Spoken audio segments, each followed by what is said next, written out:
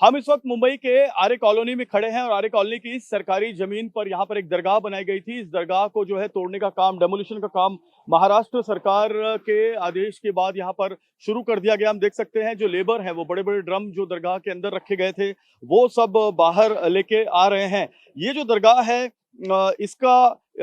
इसे हजरत सैयद बरकत अली शाह पीर बाबा की दरगाह के रूप में यहाँ पर माना जा रहा था। यहाँ पर जो नियाजी हैं वो आकर यहाँ पर नियाज और जो अपनी श्रद्धा है वो अमन यहाँ पर देते थे। लेकिन सबसे महत्वपूर्ण बात यह है कि ये जो दरगाह है इस पर जो बुलडोजर एक्शन चल रहा है, इसकी शुरुआत तब हुई जब किरीट सोमैया भारतीय जनता पार्टी के जो नेता है वो यहाँ पर आए। उन्होंने इस दरगाह को पूरी तरह से गैर कानूनी बताया। उन्होंने कहा कि ये सरकारी जमीन है, सरकारी जमीन पर सरकारी जो वृक्ष लगे हुए हैं उसके बीच में ये दरगाह जो है बनाई गई है। जबकि यहाँ के लोगों का कहना है कि दरगाह कई साल पुरानी है, इस पर कई साल से यहाँ पर जो यहाँ के जो इबादत और बाकी सारी जो चीजें हैं वो यहाँ पर की जाती रही हैं। ये दरगाह नई नहीं है। लेकिन किरीट सोमैया के इस दरगाह पर विजिट के बाद ये मामला गरमाया, जिसके बाद महाराष्ट्र सरकार के आदेश के बाद यहाँ पर अब जो तोड़क कार्रवाई है होते हुए हम देख सकते हैं।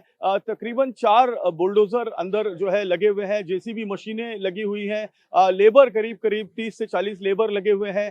जो दरगाह तोड़ी जा रही है उसके जो मलबे हैं उसे हटाने का काम अंदर किया जा रहा है और भारी पुलिस बंदोबस्त यहाँ पर लगाया गया है। आप देख सकते हैं जो स्पेशल पुलिस प्रोटेक्शन फोर्स है, राइट कंट्रोल पुलिस है, वो यहाँ पर आप देख सकते हैं। इसके अलावा मुंबई पुलिस यहाँ पर है, जो एसआरपीएफ की टुकड़ी है वो भी यहाँ पर आई है। खुद डीसीपी यहाँ पर मौके पर मौजूद है, एसीपी मौके पर मौजूद हैं। इसके अलावा दंगा निरोधक जो पथक है वो आप यहाँ पर देख सकते हैं। जो ये पत्रे हैं वो किस तरह से यहाँ पर हटाए जा रहे हैं। ये दरगाह को बनाने में इस तरह के लोहे के टीन का इस्तेमाल किया गया था। आप देख सकते हैं बुलडोजर एक्शन के बाद जो लोहे की पाइप है वो किस तरह से टेढ़ी हो गई है। ये सारे ग्रिल्स यहाँ पर निकाले गए हैं, रैगजीन्स यहाँ पर निकाले गए हैं। तो ये इमरजेंसी जो सर्विलेंस कंट्रोल दंगा निरोधक टीम है वो भी यहाँ पर आई गई है। अंदर से मैं आपको एक दृश्य दिखाना चाहूंगा। जो दरगाह को तोड़ा जा रहा है उसका एक दृश्य यहाँ से आप देखें। पीछे की तरफ का ये पूरा जो इलाका है वो सरकारी इलाका है, फॉरेस्ट की जमीन, राज्य सरकार की जमीन है और राज्य सरकार की इस जमीन पर ये जो दरगाह बनाई गई थी इसमें किरीट सोमैया ने यहाँ का मुआयना किया था। हजरत पीर बाबा शाह की जो दरगाह है इससे यहाँ के लोगों का तो ये कहना है कि ये दरगाह बहुत पुरानी है।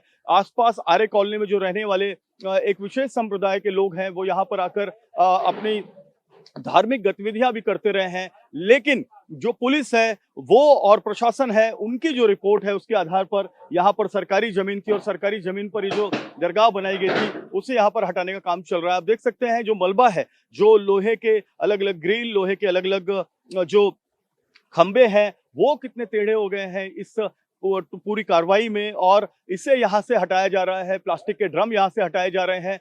जो भी दरगाह के अंदर चीजें इस्तेमाल हुई है वो सभी यहाँ से हटाकर उसे साफ करने की पूरी कवायद चल रही है। आर्य कॉलोनी में ये जो शासकीय प्रशासन के है वाल्था साहब इन्होंने यहाँ एक स्ट्रक्चर बना हुआ था कि जो एक ट्रस्ट बनी थी, एक वानखेड़े करके एक है और उनके साथ 3 और भी ट्रस्टी है। उन्होंने ट्रस्ट बनाकर एक स्ट्रक्चर बनाया था।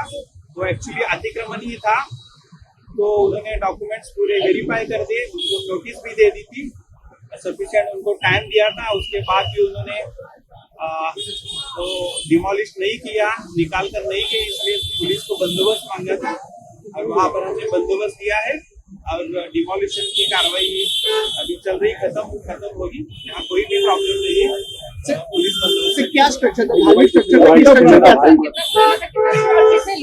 स्ट्रक्चर क्या था सर?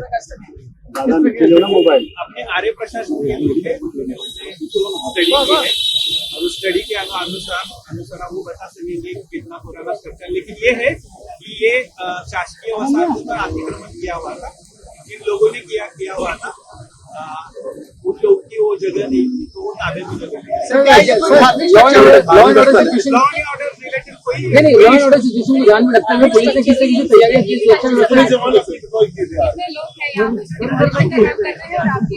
डिमोलिशन का काम करने के लिए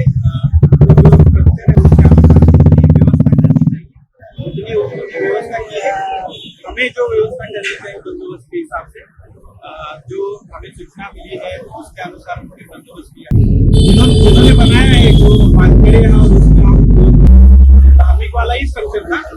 जैसे कल भी हमने वैसे दिंडोसी एरिया में एक धार्मिक स्ट्रक्चर था, वहाँ भी एक स्ट्रक्चर डिमोलिश किया है बीएमसी में आगे कार्रवाई की।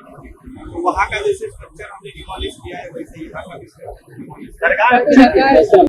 आर्य कॉलोनी के रोड नंबर 32 पर ये जो दरगाह बनाई गई थी, ये दरगाह 2022 के आसपास इसका निर्माण किया गया है। ये बताया जा रहा है कि दरगाह जो सरकारी रिकॉर्ड में है, ये दरगाह जो है वो आर्य कॉलोनी की जमीन पर थी। बाद में इसे संजय गांधी राष्ट्रीय उद्यान जो है उसने अपने कस्टडी में ले लिया था। 8 अप्रैल 2026 को यहाँ पर किरीट सोमैया जब आए थे तो उन्होंने एक आधिकारिक तौर पे आर्य कॉलोनी के सीईओ को एक पत्र लिखा था। बाद में यह पत्र संजय गांधी राष्ट्रीय उद्यान के जो अधिकारी हैं उन तक पहुंचाया गया और वहां से ये पत्र जो है बीएमसी के अधिकारियों तक पहुंचाया गया। संस्था के बारे में जानकारी यह है कि जो संस्था यहाँ पर सैयद पीर बाबा दरगाह के नाम पर बनाई गई थी, इस संस्था का 7/12 का जो उतारा है जिसका नंबर है 94322, ये जो 7/12 का उतारा है ये आर्य कॉलोनी के नाम पर दिखाई दे रहा था, जो बाद में संजय गांधी राष्ट्रीय उद्यान यानी कि नेशनल पार्क के नाम पर ट्रांसफर किया गया। एक और जानकारी यहाँ पर यह है कि आर्य कॉलोनी के जो मुख्य सीईओ हैं उन्होंने भी इस दरगाह को एक नोटिस पहले जारी किया हुआ था, लेकिन उसके बाद इस पर कोई कार्रवाई नहीं हुई। हालांकि एक चीज यहाँ पर दिखाई दी, जो कंपाउंड वॉल आप चारों तरफ देख रहे हैं, ये कंपाउंड वॉल यहाँ पर बनाया गया ताकि दरगाह का जो अनधिकृत इलाका है, इलीगल इलाका है, वो आगे इंक्रोचमेंट में न बढ़ने पाए। आप राइट साइड में भी देख सकते हैं कंपाउंड है और यहाँ लेफ्ट साइड में भी सीमेंट और ईंटे की बड़ी बड़ी दीवारें जो है वो बना दी गई। तो दरगाह जो है उसे यह हटाने का प्रोसेस काफी साल से चल रहा था, लेकिन इस पर सख्त कार्रवाई नहीं की जा रही थी और यही वजह थी कि यहाँ पर जो अलग अलग एक्टिविस्ट हैं वो आ रहे थे, जिसमें किरीट सोमैया भी यहाँ पर आए। इन्होंने पूरी आरटीआई से जानकारी निकाली, ये जमीन किसकी है, इस जमीन पर यह स्ट्रक्चर कब बनाया गया, ये स्ट्रक्चर जब बनाया गया उसके पहले इस जमीन पर क्या था, ये तमाम चीजें यहाँ पर निकाले जाने के बाद इस स्ट्रक्चर को लेकर कार्रवाई शुरू हुई। और आज जो डेमोलिशन है